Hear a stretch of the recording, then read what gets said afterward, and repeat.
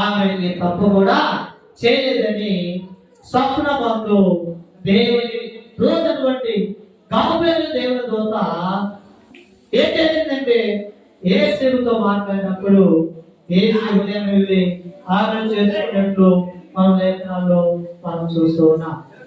కానీ గమనించినప్పుడు యేసు క్రీస్తు వారు ఈ లోకానికి ఎందుకు వచ్చాడు? యేసు క్రీస్తు ఈ లోకానికి ఎందుకు వచ్చాడు? ఆయన ఎవరైనా ఆదియందు వాక్యమును, వాక్యము దేవుని యొద్దనుండెను, వాక్యము దేవుడైయుండెను. ఆ వాక్యమే శరీరధారిగా కృపా సత్య సంపూర్ణంగా మన మధ్య నివసించెను. ఆదియందు ఎవరంట? వాక్యమే అన్నాడు. ఈ వాక్యం ఎక్కడుంది? దేవుని యొక్క ఉన్నది. ఆ వాక్యము కూడా దేవుడి విషయాన్ని మనం లేఖనాల్లో తెలుసుకుంటున్నాం. కానీ ఆ యొక్క దేవుని ఆ యేసు క్రీస్తు వారు ఏమయ్యాడంటే, వాడు గమనించినట్టు లేఖనం జాగ్రత్తగా పరిచయం చేసినప్పుడు ఈ లోకానికి ఎందుకు వచ్చాడంటే ఆయన పాపులను రక్షించడానికి ఈ లోకానికి వచ్చాడు. ఎందుకు వచ్చాడు చెప్పండి?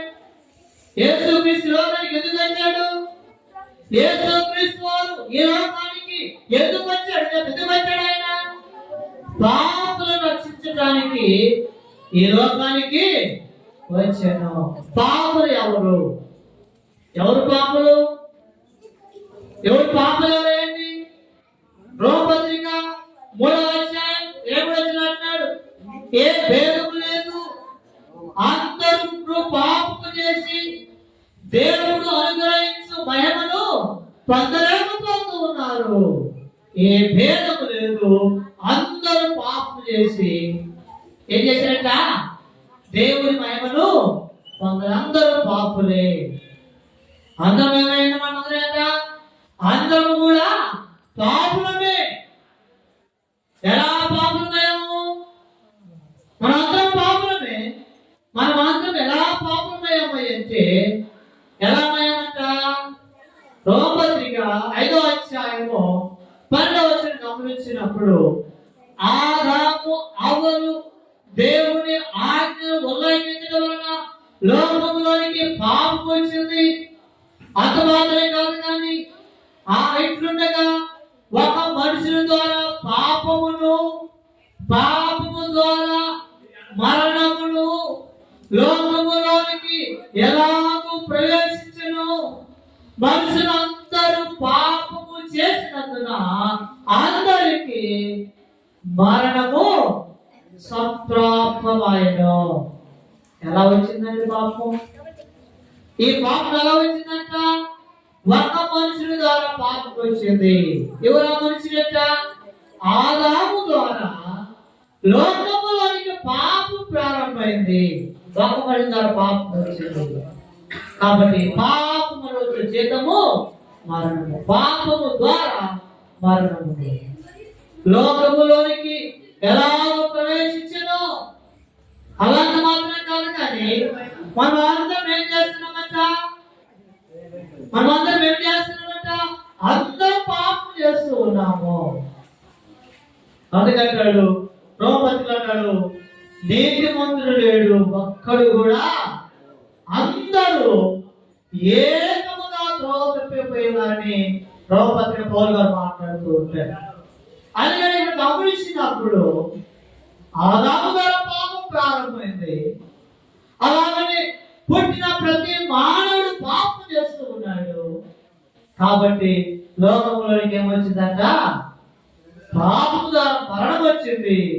ఈ మరణాన్ని తప్పించుకోవడానికి ఆయన లోకానికి వచ్చాడని బైబిల్ రాయబడతాయి. ఏమంటారు ఇక్కడ? ఆమె ఒక కుమారుని కనను. ఏం చేస్తానంట? ఒక కుమారుని కంటుంది. ఎలా కంటుంది ఆ కుమారునంట? ఏ పాపమైనటువంటి ఒక పవిత్రాలు పరిశుద్ధాత్మ దేవుని శక్తి వలన కుమారుని కంటుంది. ఆమె కుమారుని కంటుంది. ఆ కుమారుడు ఏం చేస్తాడంట? తన ప్రజలను వారి పాపము నుండి ఆయనే రక్షించేవాడు. ఎవరైతే లోకములో పాపం చేస్తున్నామో ఎవరైతే లోకములో మనము అపరాధము చేతను పాపము చేతను చచ్చిపోయి ఉన్నామో వాళ్ళందరినీ కూడా ఈ పాపము నుండి విడిపించడానికి ఎవరు కావాలంటే ఒక పుణ్యాత్ముడు కావాలి. ఆయన ఏ పాపము లేనివాడు, ఆయనంటే ప్రభువైనటువంటి యేసుక్రీస్తు వారు అనేసి లేఖనాలు మనము తెలుసుకుంటూ ఉన్నాం. అందుకని తన ప్రజలను వారి పాపము నుండి ఆయనే రక్షించు. ఇక రక్షించేవాడు ఎవరు లేదు. తన ప్రజలు ఎవరంటే ఇశ్రాయేలు. ఇశ్రాయేలు తన ప్రజలు ఉన్నారు. వారు ఎంత ఉన్నారంటే వారు పాపంలో ఉన్నారు. వారు పాపంలో జీవిస్తున్నారు కనుక వారు రక్షించటానికి, అలాగని మనల్ని కూడా రక్షించటానికి ఆయన లోకానికి వచ్చినట్టు బైబిల్ మనము చూస్తూ ఉన్నాం. రెండోది గమనించినప్పుడు, రెండవది ధర్మశాస్త్రము నుండి విడిపించడానికి యేసుక్రీస్తు వారు ఈ లోకానికి ఎందుకు వచ్చాడంటే మొదటిది పాపము నుండి రక్షించడానికి, రెండవది ధర్మశాస్త్రము నుండి మనల్ని విడిపించడానికి. చూడండి, రోమపత్రిక 3వ అధ్యాయము 20వ వచనం ఒకసారి చూడండి, చదవం లేఖనము. రోమపత్రిక 3వ అధ్యాయము 20వ వచనాన్ని మనం గమనించినప్పుడు ఇక్కడ దేవుని వాక్యం మనకి ఈ విధంగా బోధించబడతా ఉంది, మనకి ఇలాగా తెలియజేయబడతా ఉందండి. ఏదైనా ధర్మశాస్త్ర సంబంధమైన క్రియల మూలముగా ఏ మనుష్యుడిను ఆయన దృష్టికి నీతిమంతులని తీర్చవలను ధర్మశాస్త్రమన్న పాపములో తెలియబడుతున్నది. ఇశ్రాయేలుకు దేవుడు ఏమి ఇచ్చాడట? ఒక చట్టాన్ని ఇచ్చాడు, ఒక నిబంధన ఇచ్చాడు. కూర్చో తర్వాత ఇశ్రాయేలు జనాంగానికి దేవుడు ఒక నిబంధన ఇచ్చాడు, ఒక చట్టాన్ని ఇచ్చాడు. ఏంటంటే ధర్మశాస్త్రం అంటే చట్టము, పాత నిబంధన చట్టము. ఈ ధర్మశాస్త్రం అంటే ఈ చట్టంలో ఏముందంటే 10 ఆజ్ఞలు ఉన్నాయి. ఏమన్నాయంట? 10 ఆజ్ఞలు ఉన్నాయి. 10 ఆజ్ఞలు ఉన్నప్పుడు అన్నాడు ఆజ్ఞలు పాటించమన్నాడు. ఆజ్ఞలు ఎవరైనా పాటించకపోతే వారిని ఏమన్నాడు? కఠినముగా శిక్షించమని గ్రంథము బోధిస్తా ఉందండి. ఇంకా ధర్మశాస్త్రం ఏముందంట? జంతువు యొక్క రక్త బలి ఉంది. ఏ ఇశ్రాయేలు వారు సంవత్సరం అంతా కూడా కష్టపడి ఏ పని చేసుకున్నా సంవత్సరానికి ఒక్కసారి వారి యొక్క పాప నిమిత్తము వారు ధనవంతులైతేనేమో ఎండ తీసుకుని వచ్చి వారిని బోధించి వారి రక్తము ద్వారా ప్రత్యక్ష గుడారంలో ప్రధాన యాజకుడిని అందించాలి. అలాగే పేదవాడైతేనేమో గొర్రెలను, నిరుపేదవాడైతేనేమో పావురములను తీసుకుని వెళ్ళి దేవునికి ప్రతిష్ఠించేవారు. కానీ ప్రతి సంవత్సరము దేవునికి బలులు అర్పిస్తున్నారే కానీ వారి పాపములు సంపూర్తిగా నివారణ కావట్లేదు. ప్రతి ఏటా వారి పాపములు ఏమన్నా వారి గుర్తుకొస్తా ఉన్నాయి. అందుకని రాబడతా ఉంది ధర్మశాస్త్ర సంబంధమైన క్రియల మూలముగా ఏ మనిషిని కూడా ఆయన దృష్టికి నీతిమంతుడని తీర్చబడడు. ఎందుకంట? ఎందుకు తీర్చబడ? ధర్మశాస్త్రము పాపం గట్టిగా కనపడతా ఉంది. ధర్మశాస్త్రం ఏముందంట? పాపం కనపడతా ఉంది. కాబట్టి ధర్మశాస్త్రం వంటి ఆ నిబంధనను లేకపోతే ఆ చట్టాన్ని నెరవేర్చిన వాడు అంటే ప్రభువైన యేసుక్రీస్తు వారు మాత్రమేనని లేఖనం ద్వారా మీకు నేను తెలియజేస్తున్నానండి. అందుకనే 20 లేఖనంతో ఇట్లుండగా ధర్మశాస్త్రం వేరుగా దేవుని నీతి బయలుపడుతున్నది. దానికి ధర్మశాస్త్రమును ప్రవక్తలను సాక్షిస్తున్నారు. ఇది ధర్మశాస్త్ర వ్యతిరేకంగా దేవుని నీతి ఒకటి బయలుపడబడతా ఉందండి. పెద్దలు సాక్షిస్తూ ఉన్నారనే విషయాన్ని దేవుని వాక్యం ద్వారా మీకు నేను తెలియజేస్తున్నానండి. కనుక ప్రభుత్వంతో తింటున్నారా యేసుక్రీస్తు ఎందుకు వచ్చారంటే ధర్మశాస్త్రం వంటి ఆ ముస్లిం వారిని లేకపోతే ఆ చట్టం కింద ఉన్న వారిని విడిపించడానికి, వారికి ఒక నూతన నిబంధన అనుగ్రహించడానికి, వారికి ఒక కొత్త చట్టాన్ని ఇవ్వడానికి యేసుక్రీస్తు వారు ఈ లోకానికి వచ్చినట్లు దేవుని వాక్యం ద్వారా మీకు నేను తెలియజేస్తున్నాను. మూడవది గమనించినట్లయితే లూకా సువార్త 19వ అధ్యాయము 10వ వచనం. లూకా సువార్త 19వ అధ్యాయము 10వ వచనం. మనం గమనించినప్పుడు లూకా సువార్త 19వ అధ్యాయము 10వ వచనాన్ని మనం గమనించినప్పుడు నశించే దానిని వెదకి రక్షించుటకు మనిషి కుమారుడు వచ్చానని అతనితో చెప్పాను. ఎందుకు వచ్చాడు ఆయన? నశించిన దానిని వెదకి రక్షించడానికి లోకానికి వచ్చాడు. ఎక్కడైతే మానవుడు అపరాధము చేతను పాపము చేతను చచ్చిపోయి లోకములో నశించిపోతూ ఉన్నారు, అలాంటి వారిని వెతికి రక్షించి తన రాజుల సంఖ్యలో చేర్చడానికి ఈ లోకానికి వచ్చిన విషయాన్ని బైబిల్ గ్రంథం ద్వారా మీకు నేను తెలియజేస్తున్నాను. చూడండి, దాని భావాన్ని గమనించినప్పుడు అక్కడ లూకా సువార్త 10వ అధ్యాయంలోనే ఎలాగా మనం గమనించినప్పుడు మొదటి గమనించినప్పుడు ఈ విధంగా బైబిల్ మనం చూస్తున్నామండి. రాబడతా ఉంది. మన గమనించిన 19వ అధ్యాయము మొదటి వచనాన్ని మనం చూసినప్పుడు ఆయన అంటే ప్రభు యేసుక్రీస్తు వారు ఈ లోకంలో ఆయన జీవిస్తూ ఉన్నారు. ఈ లోకంలో ఉన్నటువంటి ఆ రోజుల్లో అనేక ప్రాంతాలు తిరిగి, అనేక పట్టణాలు తిరిగి, అనేక పల్లెలు తిరిగి సువార్త ప్రకటిస్తూ అనేక మందిని ఇదిగా ఆయన దేవుని రాజ్యంలో చేస్తూ ఉన్నాడండి. ఆ సంగతి గమనించినప్పుడు ఆయన ఎరిగోని ప్రాంతానికి వచ్చాడు. ఎరుకో పట్టణానికి వచ్చినప్పుడు ఎరిగో ఆ ప్రాంతం అంతా కూడా, ఆ పరిసర ప్రాంతం అంతా కూడా ఒక గొప్ప అలజడి ఎదుగుతూ ఉంది. ఏ అలజడి అంటే ఎక్కడ పట్టినా యేసుక్రీస్తు గురించి మాట్లాడుకుంటున్నారు, ఎక్కడ పట్టినా యేసు గురించి చర్చించుకుంటూ ఉన్నారు. ఏదంట యేసుక్రీస్తు వారంట ఆయన కాడికి పోతే చచ్చిన వారు బతుకుతున్నారు, గుడ్డివారు నడుస్తూ ఉన్నారు, గుడ్డివారు చూస్తున్నారు. ఈ విధంగా ఆయన చేసిన కార్యాలు చెప్పుకుంటూ ఉన్నారు. ఈ వార్తటువంటి ఒక వ్యక్తి ఆయన ఎవరంటే ఒక ఇన్కమ్ ట్యాక్స్ ఆఫీసర్, అంటే పన్ను వసూలు చేసేవాడు. ఆయన పేరు ఏంటంటే జక్కయ్య. ఆయన పేరు ఏంటంటే జక్కయ్య. ఆయన సంచరించుచు ఎరికో పట్టణంలో ప్రవేశించి దాని గుండా పోవచ్చును. ఆ ప్రాంతాలు తిరిగాడు, అక్కడ సువార్తను ప్రకటించాడు. సువార్తను ప్రకటించి ఎరికో ప్రాంతానికి వచ్చాడు. ఎరికో ప్రాంతానికి వచ్చినప్పుడు ఇదిగో ఎరికో ప్రాంతంలో జక్కైనటువంటి ఒక ఆయన ఉన్నాడు. ఆయన సుంకపు గొప్పదారుడు, ఆయన మహాధనవంతుడు. ఆయన ఎవరైనా సుంకపు గొప్పదారుడు అంటే పన్ను వసూలు చేసేవాడు. ఇక అక్కడ అర్థం కావాలంటే ఇన్కమ్ ట్యాక్స్ ఆఫీసర్ ఏంటంట, ఎవరైనా ఎక్కువ డబ్బు సంపాదించినప్పుడు ఏం చేస్తారంటే పన్ను వసూలు చేస్తారు. గవర్నమెంట్ ట్యాక్స్ చేస్తున్నారు మీద. నీకు ఇంత డబ్బు ఆర్చి వచ్చింది, నువ్వు ఎలా సంపాదించగలిగావు? కాబట్టి నువ్వు గవర్నమెంట్ కట్టగలిగితే కట్టినేమో నీ బ్యాంక్ అకౌంట్ నువ్వేం చేయలేకపోతే నీ అకౌంట్ చేయలేపిస్తావు, రూపాయలు కూడా సంపాదించలేమట.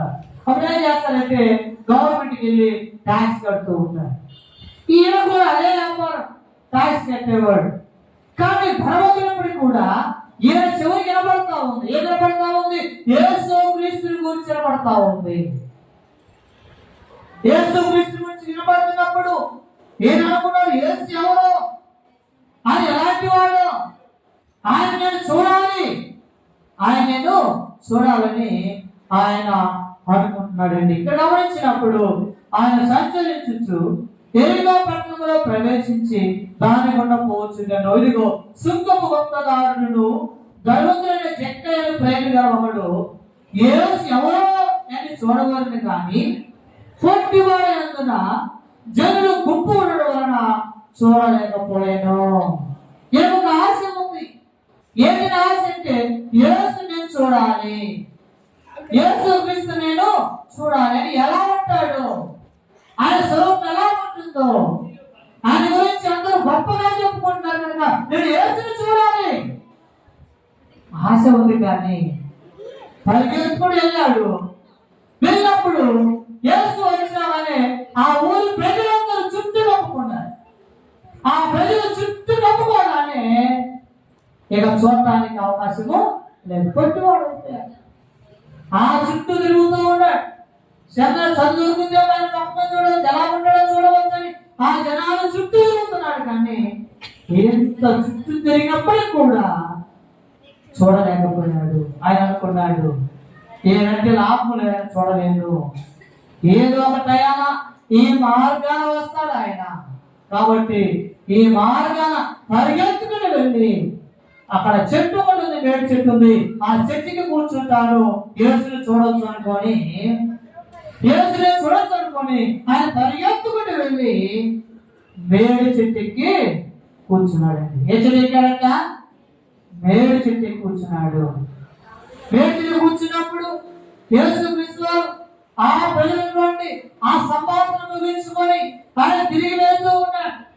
ఆయన తిరిగి వెళుతూ ఏదంట, అప్పుడు యేసు ఆత్మను నాయకుడు కనుక అతను ముందుగా పరిగెత్తి ఆయన చూసినప్పుడు వేడి చెట్టు ఎక్కడ యేసు తోటికి వచ్చినప్పుడు కళ్ళెత్తి చూసి, జక్కయ్య త్వరగా దిగుము, నేను నీ ఇంత ఉండవలసిందని అతనితో చెప్పాను.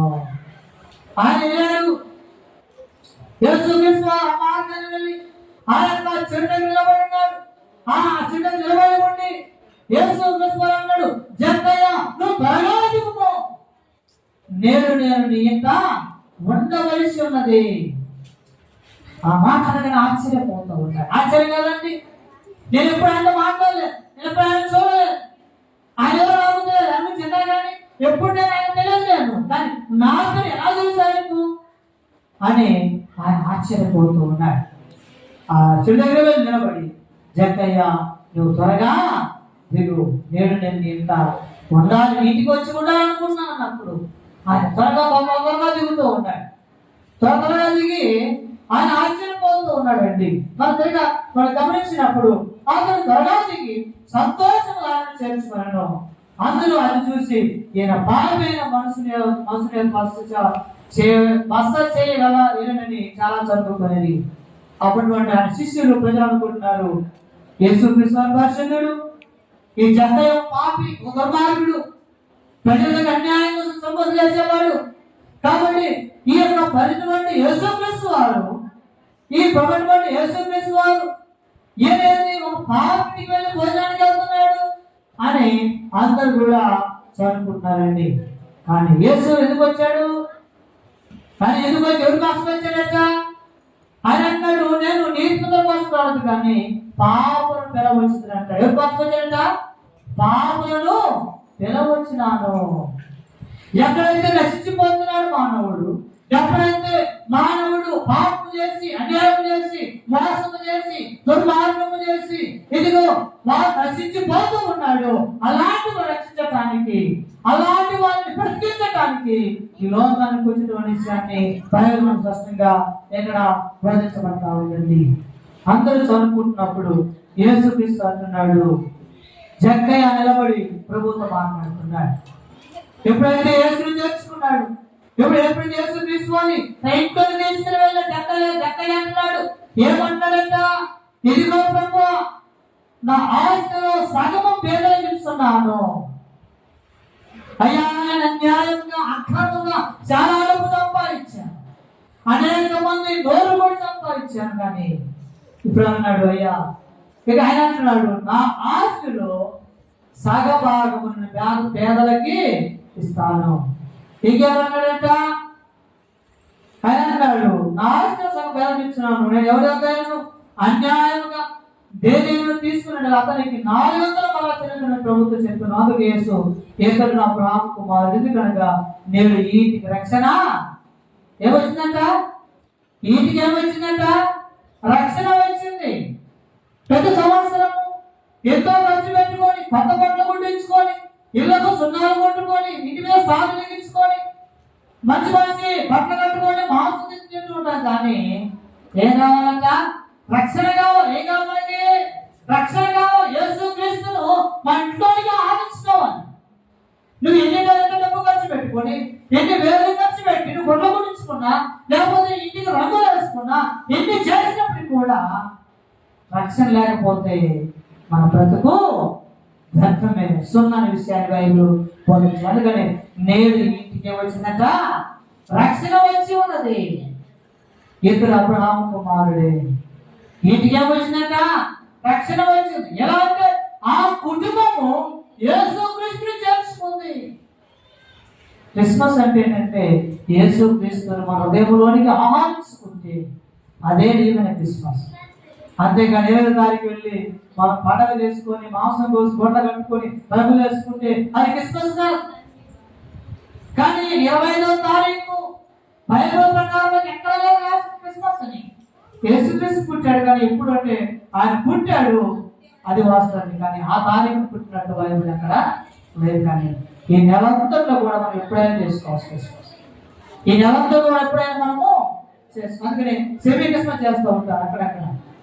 కనుక ప్రభువులకు దేవుడారా, సహోదరి సహోదరులారా, యేసుక్రీస్తు వారు ఈ లోకానికి ఎందుకు వచ్చాడో మనం తెలుస్తున్నాం. ఎందుకు వచ్చాడని చెప్తానండి. ఒకటి, పాపను రక్షించుటకు మనిషి కుమార్ లోకానికి వచ్చాడు. పాపల కొరకు ఆయన వచ్చాడు. రెండోది ఎందుకు వచ్చాడు? పాత నిబంధన చట్టం ఒకటి ఉంది, ధర్మశాస్త్రం చట్టం ఒకటి ఉంది. అది కఠినమైన తీర్పునిస్తా ఉంది. కానీ మనకు ఆ చట్టం నుండి మనల్ని విడుదల చేసి మనకు ఒక నూతన చట్టాన్ని ఇచ్చాడు. అది కొత్త నిబంధన చట్టము అని మీరు జ్ఞాపకం చేస్తున్నాం. మూడోది ఏంటంటే ఎందుకు లోకానికి వచ్చాడంటే నశించిన దానిని వెదకి రక్షించడానికి లోకానికి వచ్చాడు. జక్కయ్య పుట్టిన ఎగ్జాంపుల్. అంటే చచ్చిపోయాడు కానీ వెతికాడు, ఆయన రక్షించాడు విషయాన్ని మీరు జ్ఞాపకం చేస్తున్నారు.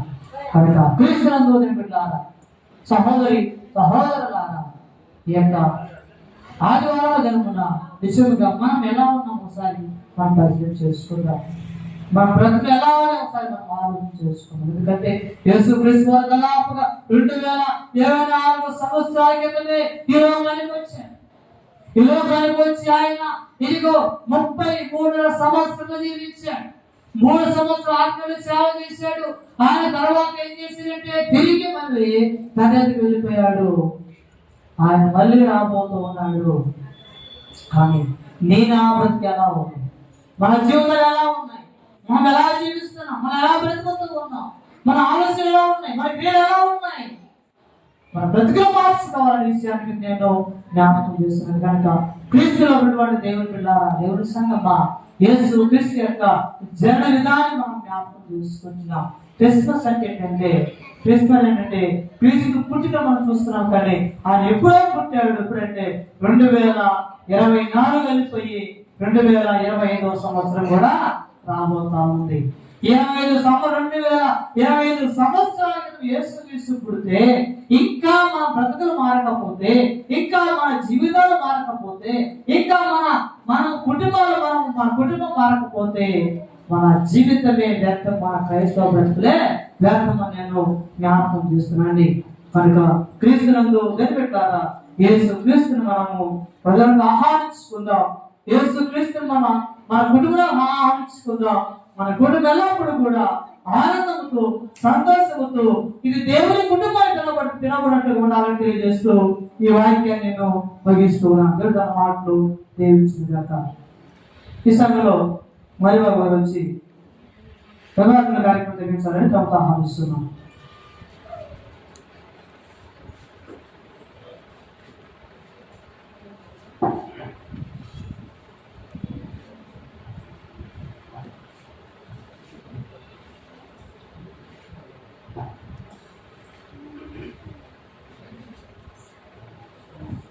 క్రీస్తునందు ప్రియమైన సంఘస్థులందరికీ ప్రభువైన యేసుక్రీస్తు నామములో వందనాలు తెలియజేస్తున్నానండి.